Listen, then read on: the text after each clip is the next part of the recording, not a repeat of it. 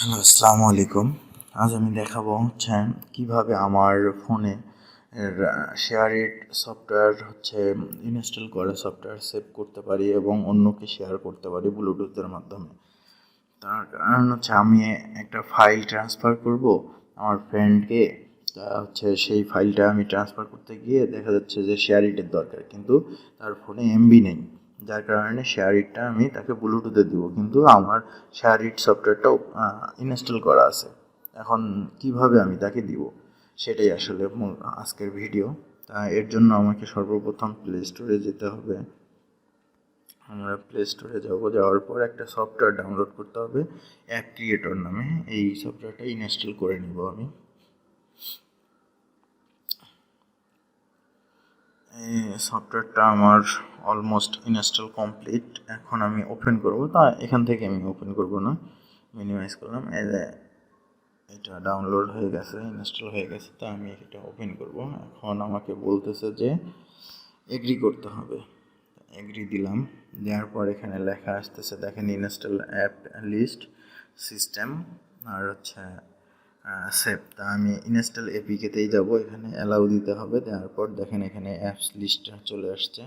আমি এটা চাইলে একটা একটা করেও করতে পারবো, বা আমি একবারে অনেকগুলো করতে পারবো। আমি সর্বপ্রথম ম্যাক্স প্লেয়ারটা দেখালাম। এখানে আমি একটা ক্লিক করলেই দেখেন লেখা আসতেছে, are you sure want to save APK. আমি এখান থেকে অ্যাপসটা সেভ করতে পারি। দেখি, সেভ, এটা সেভ কমপ্লিট। সেম আমি দেখেন এবার অনেকগুলো একসঙ্গে সেভ করব। চাপি ধরে থাকলে দেখেন এখানে সিলেক্ট হয়ে গেছে। এখান থেকে ফেসবুক মেসেঞ্জার, তারপর মাই জিপি, পিকচার ল্যাব, তারপর টেলিগ্রাম, হোয়াটসঅ্যাপ, তারপর ওয়াইটি স্টুডিও, এগুলো সব সিলেক্ট করে নিলাম। এখন ডাউনলোডে দেখেন ডান পাশের কর্নারে ডাউনলোড অপশন আছে, ওখানে ক্লিক করার পর are you want to save APK, আমি সেভে ক্লিক করব। দেখেন একটু সময় নেবে। দেখেন সেভ কমপ্লিট। এখন আমি আসলে এই ইয়াটা কোথায় গেলে পাবো, আমি একটু স্কিপ করলাম।